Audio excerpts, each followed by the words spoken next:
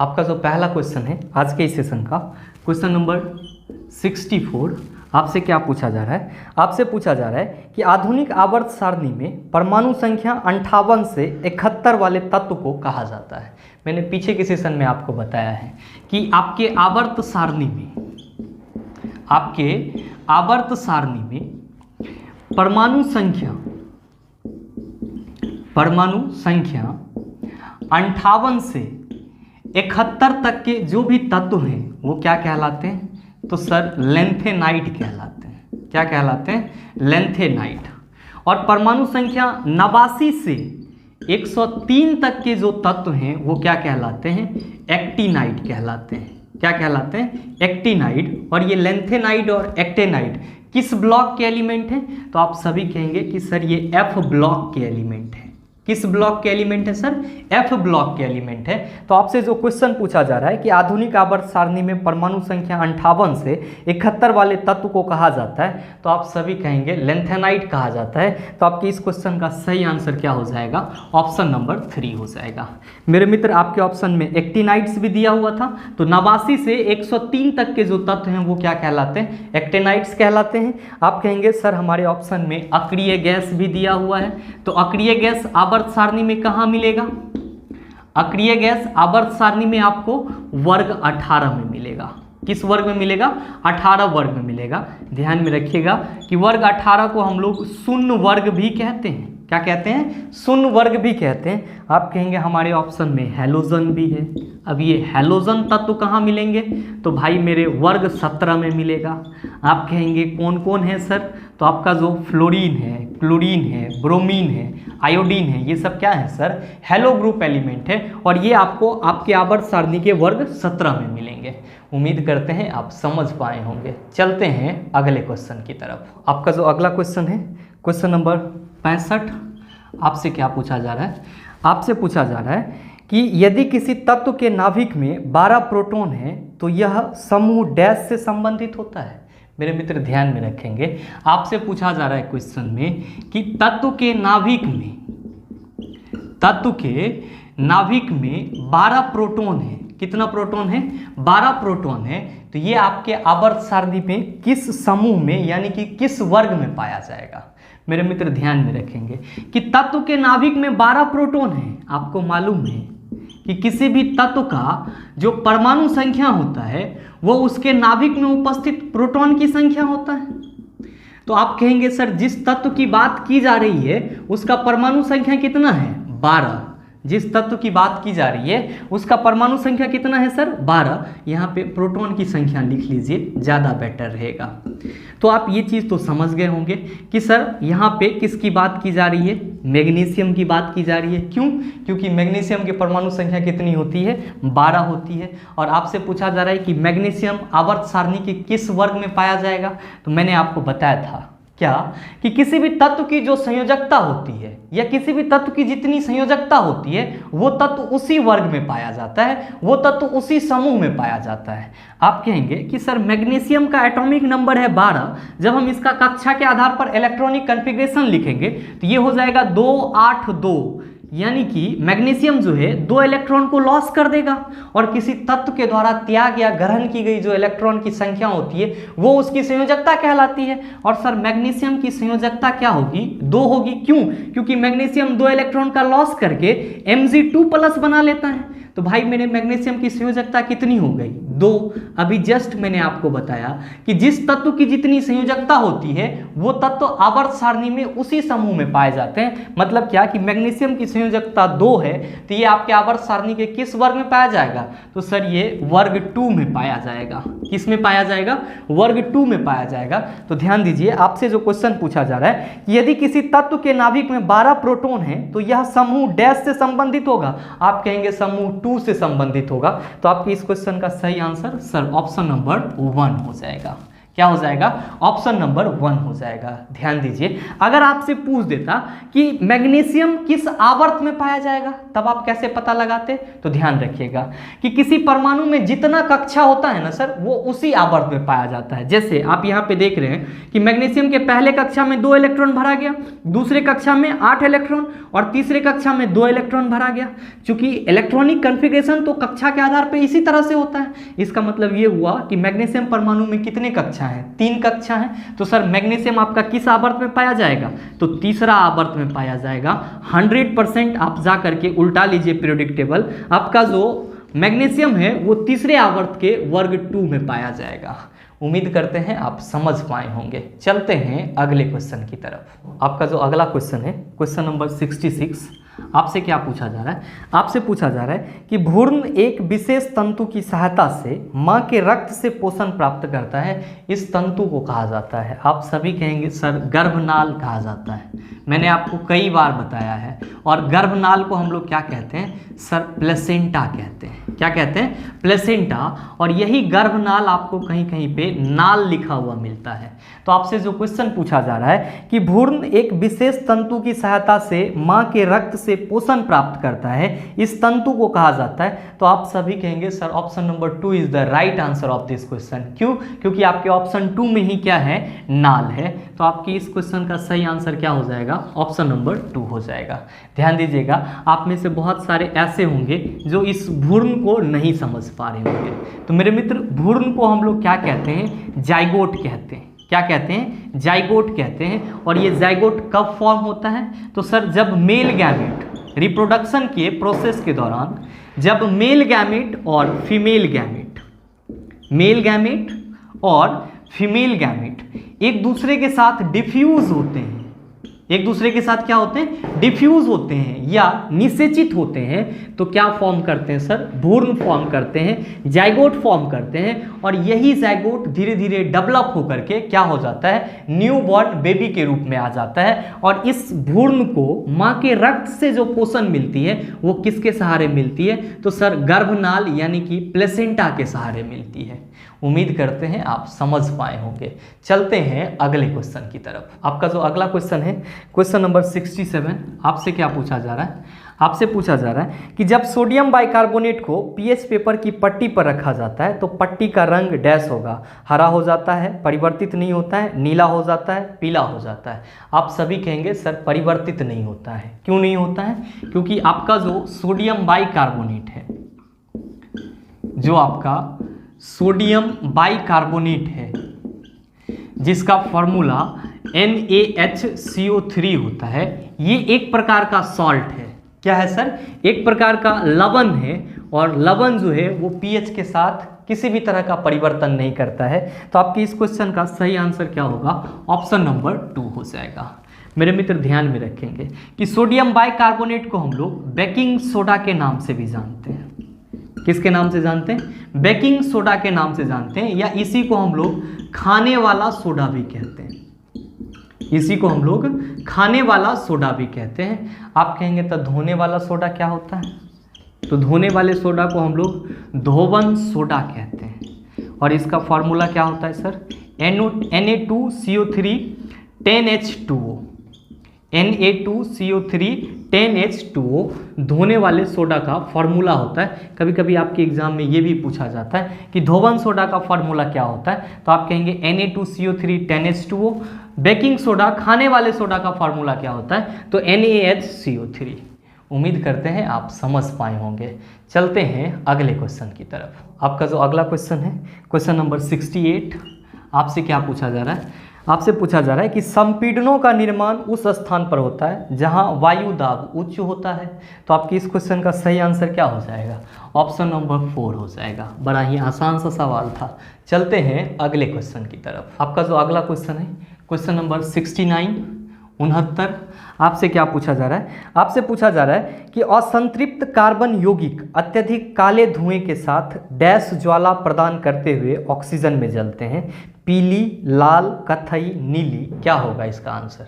मेरे मित्र आप सभी कहेंगे सर पहले तो हमको ये जानना होगा कि असंतृप्त कार्बन यौगिक क्या होता है और संतृप्त कार्बन यौगिक क्या होता है। तो ध्यान दीजिए कि आपके जो कार्बन के यौगिक होते हैं, जो कार्बन के यौगिक होते हैं वो दो प्रकार के होते हैं। कितने प्रकार के? दो प्रकार के। पहला होता है आपका संतृप्त कार्बनिक यौगिक, या मैं यहाँ पे सीधे संतृप्त यौगिक लिख दे रहा हूँ, इसको हम लोग सैचुरेटेड ऑर्गेनिक कंपाउंड कहते हैं। या सर कार्बनिक यौगिक जो भी होते हैं वो कार्बन और हाइड्रोजन का मिश्रण होता है, तो कार्बनिक यौगिक को या कार्बन यौगिक को हम लोग हाइड्रोकार्बन भी कहते हैं। तो हम लोग संतृप्त हाइड्रोकार्बन भी बोल सकते हैं और असंतृप्त हाइड्रोकार्बन भी बोल सकते हैं। लेकिन यहाँ पे समझ लीजिए कि कार्बन के जो यौगिक होते हैं वो संतृप्त यौगिक होते हैं और फिर दूसरा जो होता है वो असंतृप्त यौगिक होते हैं। क्या होते हैं? असंतृप्त यौगिक होते हैं। और ध्यान में रखिएगा कि कार्बन और हाइड्रोजन के जो यौगिक होते हैं वो क्या कहलाते हैं? तो सर हाइड्रोकार्बन कहलाते हैं। क्या कहलाते हैं? हाइड्रोकार्बन कहलाते हैं। और आप ये भी कह सकते हैं सर हाइड्रोकार्बन दो तरह के होते हैं, संतृप्त हाइड्रोकार्बन और असंतृप्त हाइड्रोकार्बन। आप कहेंगे अंतर क्या है? तो नामे से स्पष्ट है। संतृप्त मतलब क्या? ये पूरी तरह से तृप्त है, ये अभिक्रिया नहीं करता है। संतृप्त कार्बनिक यौगिक जो होता है वो अभिक्रिया नहीं करता है, जबकि आपका जो असंतृप्त यौगिक होता है या असंतृप्त हाइड्रोकार्बन्स हैं वो क्या करते हैं सर? अभिक्रिया करते हैं। अभिक्रिया करते हैं। आप कहेंगे इसका एग्जाम्पल क्या होगा? तो भाई मेरे जो आपका एल्केन है वो क्या है? संतृप्त यौगिक है या संतृप्त हाइड्रोकार्बन है। और जो आपका एल्कीन है और जो एल्काइन है, एल्कीन और जो एल्काइन है ये क्या है? असंतृप्त हाइड्रोकार्बन है। ध्यान में रखेंगे कि आपके एल्केन का जनरल फार्मूला CnH2n+2, एल्कीन का CnH2n और एल्काइन का CnH2n-2। ये भी कुछ आपके इंपॉर्टेंट पॉइंट हैं जहां पे n क्या है सर? तो n कार्बन की संख्या है। आपसे क्या पूछा जा रहा है? आपसे पूछा जा रहा है कि असंतृप्त कार्बन यौगिक अत्यधिक काले धुएं के साथ डैश ज्वाला प्रदान करते हुए ऑक्सीजन में जलते हैं। जहां भी दहन की प्रक्रिया होगी ऑक्सीजन तो जरूर ही लगेगा, क्योंकि ऑक्सीजन दहन का पोषक होता है। तो भाई मेरे ध्यान में रखेंगे कि संतृप्त हाइड्रोकार्बन्स या संतृप्त कार्बनिक यौगिक जब ऑक्सीजन की पर्याप्त मात्रा में जलेगी तो नीली लौ के साथ जलेगी। किसके साथ जलेगी? नीली लौ के साथ जलेगी। लेकिन जब असंतृप्त हाइड्रोकार्बन ऑक्सीजन की उपस्थिति में जलेगी तो ये क्या होगा? धुआं देगा, काला धुआं देगा। और किस लौ के साथ जलेगा? पीली लौ के साथ जलेगा। आप कहेंगे इतना छोटा सा बात बताने के लिए इतना बताए? सर इसीलिए बताए ताकि आपका कंसेप्ट जो है वो हमेशा हमेशा के लिए क्लियर हो सके। तो अब आपसे जो क्वेश्चन पूछा जा रहा है कि असंतृप्त कार्बनिक यौगिक अत्यधिक काले धुएं के साथ डैश ज्वाला प्रदान करते हुए ऑक्सीजन में जलती है। आप कहेंगे पीली ज्वाला प्रदान करते हुए ऑक्सीजन में जलती है। तो आपके इस क्वेश्चन का सही आंसर ऑप्शन नंबर 1 हो जाएगा। अगर आपसे पूछ दिया जाए कि संतृप्त यौगिक ऑक्सीजन में किस ज्वाला के साथ जलती है, तो आप ध्यान में रखेंगे कि संतृप्त हाइड्रोकार्बन ऑक्सीजन की पर्याप्त उपस्थिति में नीली लौ के साथ जलती है। जैसे कि आपके घर में एलपीजी जलता है, एलपीजी में क्या रहता है? ब्यूटेन रहता है। तो ब्यूटेन आपका क्या है? एल्केन श्रेणी का है, संतृप्त हाइड्रोकार्बन है। ऑक्सीजन के पर्याप्त मात्रा में जब वो जलता है तो उसका लौ कैसा होता है? नीला लौ होता है। उम्मीद करते हैं आप समझ पाए होंगे। चलते हैं अगले क्वेश्चन की तरफ। आपका जो अगला क्वेश्चन है क्वेश्चन नंबर 70 यानी कि 70। आपसे क्या पूछा जा रहा है? आपसे पूछा जा रहा है पाचन के दौरान पित्त की भूमिका डैश होती है। आपके ऑप्शन में है वसा का अवशोषण, वसा का पाइसीकरण, वसा का उत्सर्जन, वसा का पाचन। मेरे मित्र आप सभी कहेंगे वसा का पाइसीकरण, वसा का पाइसीकरण। क्या आपसे जो क्वेश्चन पूछा जा रहा है कि पाचन के दौरान पित्त की भूमिका डैश होती है, तो आप कहेंगे वसा का पाइसीकरण करना। तो आपके इस क्वेश्चन का सही आंसर सर कहेंगे ऑप्शन नंबर 2। आप में से बहुत सारे मित्र उंगली उठाएंगे, गुरुजी वसा का पाइसीकरण क्या होता है? तो भाई बड़ा ही आसान सा चीज है। वसा के अणुओं को छोटे छोटे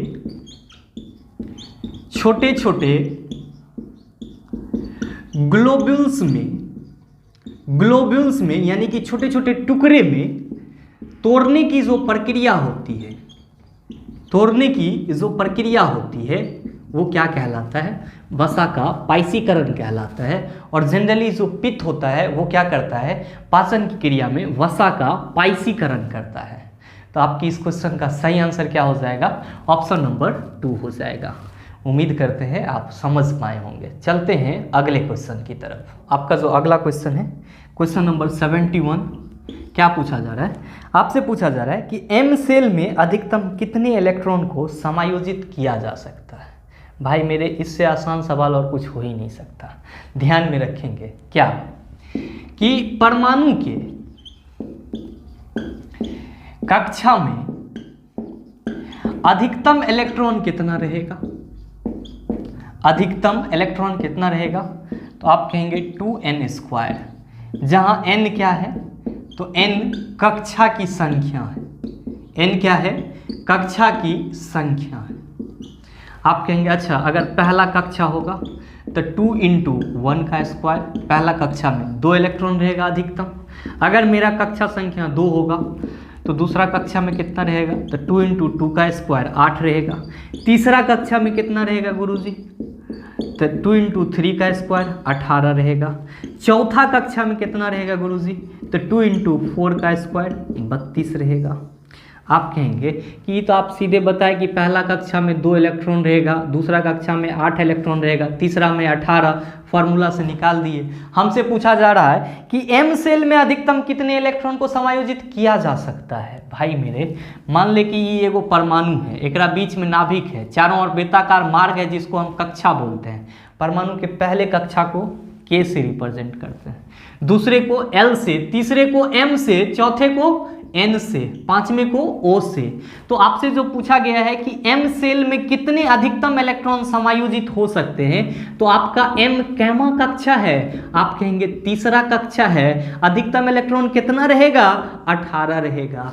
तो आपके इस क्वेश्चन का सही आंसर क्या होगा? आप सभी कहेंगे सर ऑप्शन नंबर 4 हो जाएगा। उम्मीद करते हैं आप समझ पाए होंगे।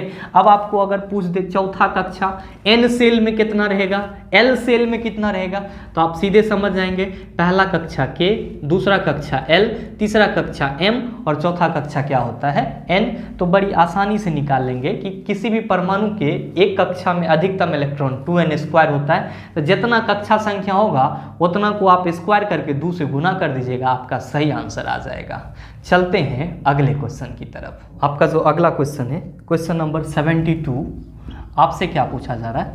आपसे पूछा जा रहा है कोई वस्तु 4 सेकंड में 15 मीटर और अगले 16 मीटर 2 सेकंड में चलती है, उस वस्तु की औसत चाल क्या होगी? बड़ा ही खूबसूरत सा सवाल। कहा जा रहा है कि कोई वस्तु 4 सेकंड में 15 मीटर की दूरी कवर करती है, फिर कह रहा है कि अगले 2 सेकंड में वो 16 मीटर की दूरी कवर करती है। तब भाई बा औसत चाल पूछल जा रहा है। यहाँ पे औसत चाल क्या होगा, ये चीज आपसे पूछा जा रहा है। आप सभी कहते हैं कि सर एवरेज स्पीड औसत चाल इक्वल टू फार्मूला होता है कुल दूरी अब बटा कुल समय।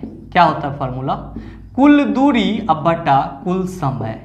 भाई भाई यहाँ पे कुल दूरी कितना कवर कर रहा है? तब 15 और 16 कितना हो जाएगा? आप कहेंगे 6 5 11 31 मीटर लिख न दीजिए सर। कुल समय कितना लग रहा है? सर 6 सेकेंड लग रहा है। आप कह रहे हैं औसत चाल क्या होगा? कुल दूरी है 31 मीटर, समय है आपका 6, डिवाइड कीजिए ना इसको, 6 5 जा 30 हो जाएगा। 1 पॉइंट डालिए, यहाँ पे 0 आएगा। 6 1 जा 6, ये 4 हो जाएगा। और ये फिर क्या हो जाएगा? 0 6 6 जा 36, ये चलते रह जाएगा। 1 6 6 6 आते रह जाएगा। तो 5.17 कह सकते हैं। तो सर आपके इस क्वेश्चन का सही आंसर क्या हो जाएगा? आप सभी कहेंगे sir option number D, option number 4, क्योंकि आपके ऑप्शन 4 में ही क्या दिया हुआ है? 5.7 मीटर पर सेकेंड। तो आपके इस क्वेश्चन का सही आंसर ऑप्शन नंबर 4 हो जाएगा। उम्मीद करते हैं आप समझ पाए होंगे। चलते हैं अगले क्वेश्चन की तरफ। आपका जो अगला क्वेश्चन है, क्वेश्चन नंबर 73, आपसे क्या पूछा जा रहा है? आपसे पूछा जा रहा है कि डैश का उपयोग सुगंध संकेतक के रूप में किया जा सकता है। आपका ऑप्शन है वनीला, आंवला, इमली, फिटकिरी। आप क्या कहेंगे? वनीला से आपको वनीला आइसक्रीम का टेस्ट याद आ गया होगा। और आपके इस क्वेश्चन का सही आंसर भी क्या होगा सर? ऑप्शन नंबर 1 ही होगा। वनीला का ही उपयोग हम लोग क्या करते हैं? सुगंध संकेतक के रूप में करते हैं। तो आप इस क्वेश्चन को एज अ वन लाइनर याद रखिएगा कि वनीला का उपयोग किसके लिए किया जाता है? तो सर सुगंध संकेतक के रूप में किया जाता है। तो उम्मीद करते हैं आप समझ पाए होंगे। चलते हैं अगले क्वेश्चन की तरफ। आपका जो अगला क्वेश्चन है, क्वेश्चन नंबर 74, आपसे क्या पूछा जा रहा है?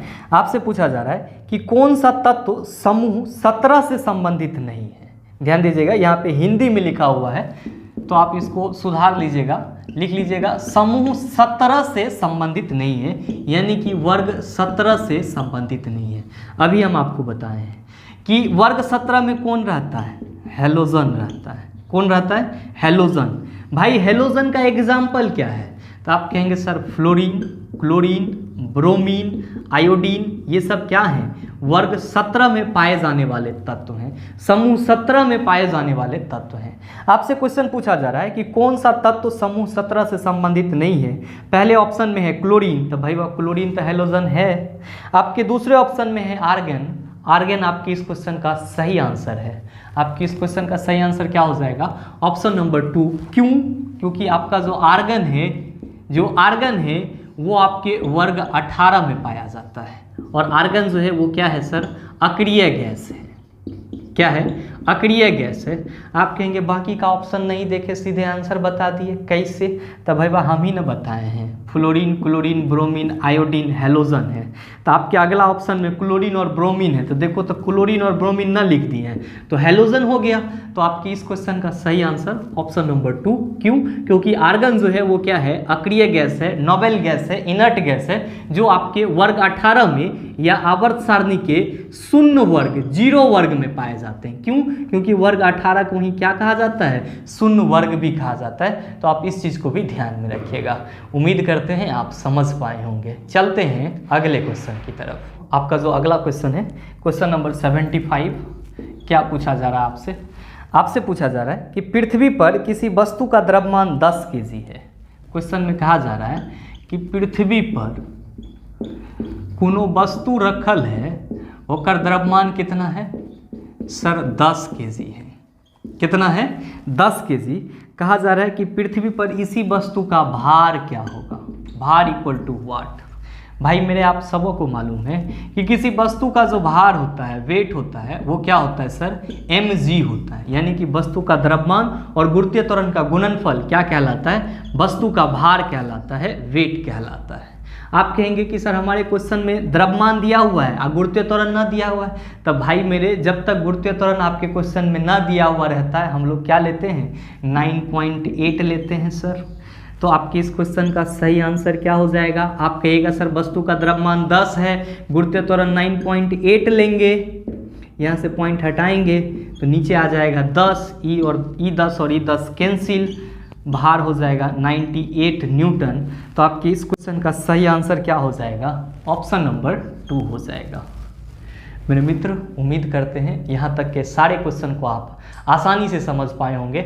अब इससे संबंधित जो भी सवाल आपको कहीं भी मिलेगा उसका जवाब आसानी से दे सकते हैं। मिलते हैं फिर हम लोग अगले वीडियो सेशन में। तब तक के लिए best of luck. Thank you. Have a nice day.